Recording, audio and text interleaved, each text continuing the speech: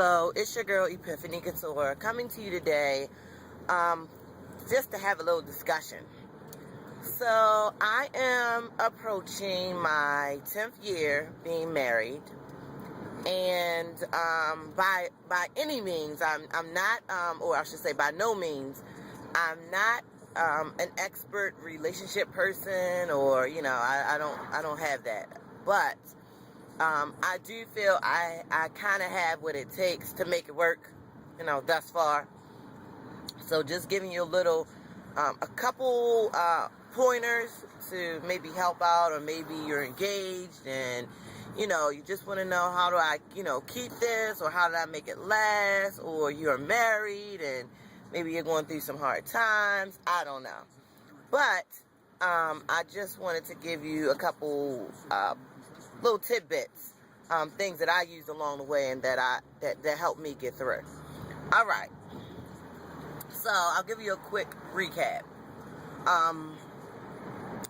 Before, engagement, wonderful, everything's good. Maybe some people year 1, but maybe year 1, 2, maybe even 3, or sometimes 4, can be a little rough. Just remember that you have two different people, even though you say you become one. Well, you do in a sense, but you're still two individual people with two different attitudes, two different opinions, and two different personalities. So all of that right there mixed up can potentially be a recipe for a tornado, a hurricane, a tropical depression, something. But what you got to do is you have to kind of try to mesh all those feelings, all those beliefs, all those personalities into one. So I'm not saying that you have to give up yourself, but I am saying that you have to sacrifice. So I think that's the first tip. Sacrifice. Just, not saying that it has to be that person's way or your way, but you're going to have to give a little. You ever heard the saying you have to give something to get something. I mean, rich people do all the time. They give to charities, they donate things. Why? Why do they do that? Do they need to? No. Okay, yeah, they might want to be helpful, but what else? Okay, they get a tax write-off, but what else? They understand the principle that when you give, you receive. When you put a seed in the ground, then, whatever seed you put in, then that's the seed that comes up. So, put that seed of sacrifice in the ground. And, hopefully, now, these tips are if both parties are willing to work at it. So, sacrifice. Okay? Can't always be your way. You can't always have it your way. Okay? All right. Second pointer, communication. Communication. That is a big one. That is like the number one problem for divorce. Communication. People don't talk. People don't talk anymore. So, make sure that you communicate with your mate. Whether it's the smallest thing or it's the largest thing. Remember to communicate. Communicate. So what's the first thing? Sacrifice. What's the second thing? Communication. So you need to communicate and you need to sacrifice. Those are two tips. And I mean, if it's something that's going to hurt the other person's feeling, just find a way to say it so that it's not so hurtful. Think about how you would want someone to approach you. Okay. So, sacrifice, communication. All right. Those are, very, very, very important facts. Okay. And as far as communication is concerned, make sure you pick the right time.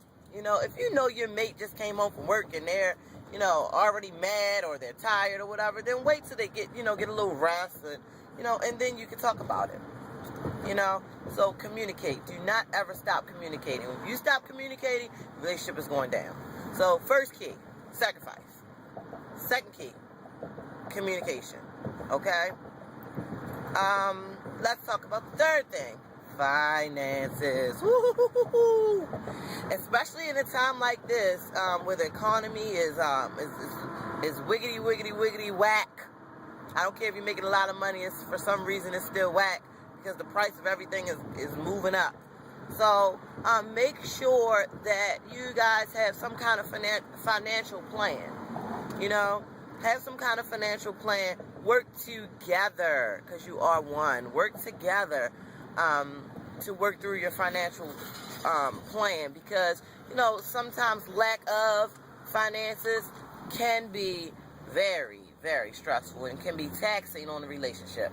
So you want to remember, if you're not married, then make sure, if you're engaged, make sure that before you get married that your finances are in order. If you just have to get married, you can't hold it, you just have to do it, then you make sure that you guys have a good plan to work together to conquer your financial needs, your financial issues, okay? So first point, sacrifice. Third point, communication. And fourth would be finances. I'm sorry. Yeah. Sacrifice, communication, finances. I'm sorry, I'm driving when I'm doing this. Okay. Fourth point. Is that right? Is that fourth? Sacrifice, communication, finance. Yes, it is. I'm sorry, I'm so simple this morning. I think it's because, like, I left the kids at, you know, camp and babysitter, so it's just me. So I'm just so happy. I don't know. But anyway, fourth point would be finance. I mean, not finance. Sorry, I said that. Oh, what's wrong with me? Fourth point would be respect. Respect. R-E-S-P-E-C-T. Find out what it means to me. Suck it to me, suck it to me, suck it to me, suck it to me. Yeah. Finance. Communication. Okay, I'm so silly now. But anyway, respect. You have to respect the person. Respect. A lot of times this is something that people just don't get. People nowadays are so selfish. They want it their way or the highway. And there is no respect anymore. You have to respect each other.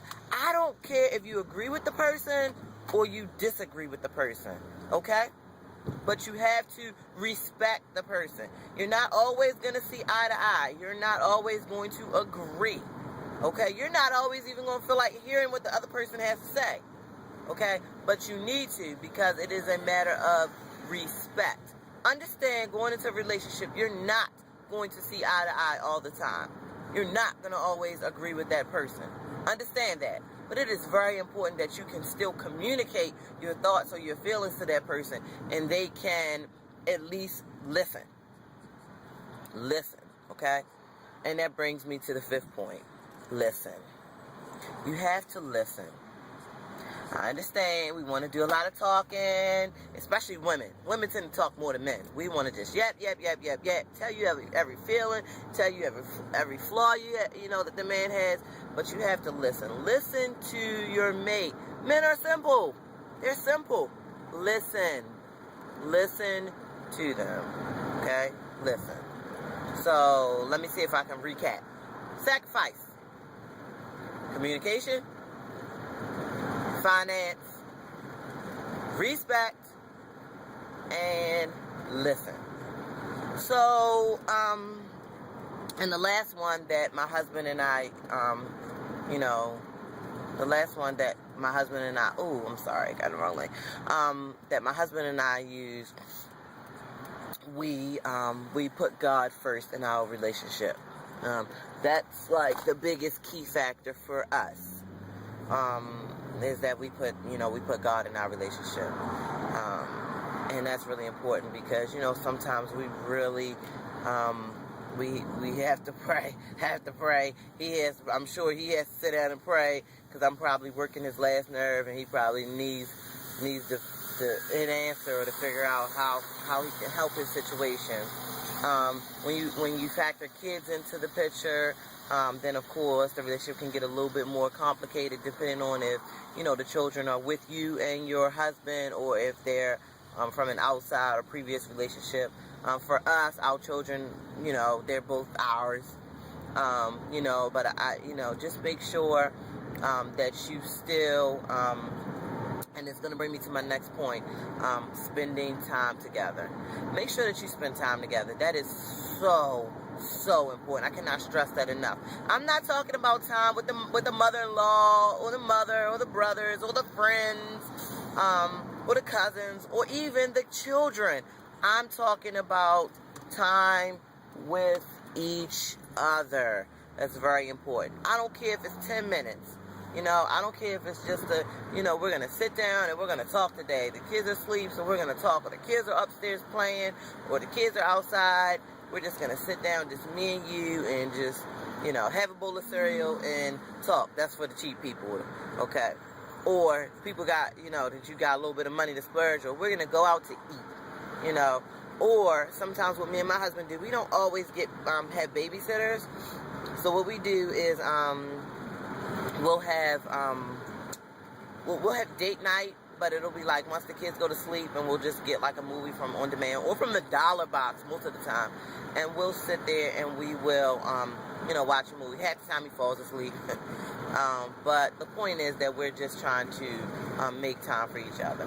So just get creative with it, but try to do it once a week. Once a week, try to be able to spend time, and every day at least 5 minutes. Try to sit down and talk to your mate and everything like that, because you don't want to have your children grow up, because they're going to grow up one day. They're not going to always be kids. You're not going to always need a babysitter. So you want to make sure that that when they do get out the house, move out, get great jobs and all that good stuff, you want to make sure that you understand each other. So many people, when the kids move out, they don't know what to do, so they're just like, they just break up because they never had time with just each other. And of course, intimacy is important. Intimacy is not always just, come on, let's do it.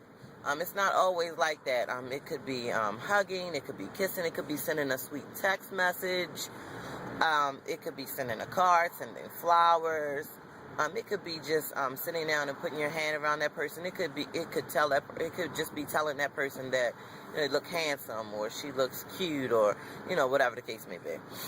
So I just gave you a couple of pointers that I personally have used in my relationship, and my relationship is, I really can't complain. Is it perfect? No. Guess what? No relationship is perfect. If that person tells you that their relationship isn't perfect, they are lying. They're lying. Get away from them. Run as far as you can. They're liars. Watch out for the lightning bolts. No, my relationship's not perfect, but it is very good, and the time that we call it beefing, but the time that we do beef, it's never a screaming match. We're not yelling at each other and cussing at each other and, leaving out the house and, throwing our rings down and packing bags and not coming home. We're not doing that kind of stuff. Now, did we do it maybe first, second year? Yeah, because we didn't understand the principles. But now that we understand, no, it's been years. We don't operate like that. Do I get upset? Of course. Does he get upset? Of course. Do we have deep discussions? Of course. But we respect each other. Okay? So, it is actually, I'm probably, today is, what's today? Today is Tuesday, and our anniversary is Thursday, so it will be 10 years, and I must say, I'm so happy, with my man, with my marriage, with, the principles that we have used. Happy with my relationship, with my, marriage, with how we have use the principles that I just gave you to make our relationship much, much better. I mean, I'm just really happy. I'm blessed. You know, I'm appreciative. So, that's pretty much it. So, you know, 10 years and counting. Was it easy? No. But for all of you out there that, you know, you're not sure, you're thinking about maybe getting a divorce or, you know, whatever the case may be, sit down and talk with your mate. If you both are willing to try to work on the principles that I just gave you, you know, then you should definitely give it a shot. It's worth a shot. You know, if it doesn't work, it doesn't work. But you should just try it, you know, and examine yourself, because that's what I had to do too. Because I always thought, like, he was wrong, and I had to step back and take a step back too and say, okay, well, what also am I doing that's not right? So anyway, hope that my advice has been great. I hope to come back on YouTube in 10 more years to give you some more tips for 20 years. So thanks for watching. See you soon.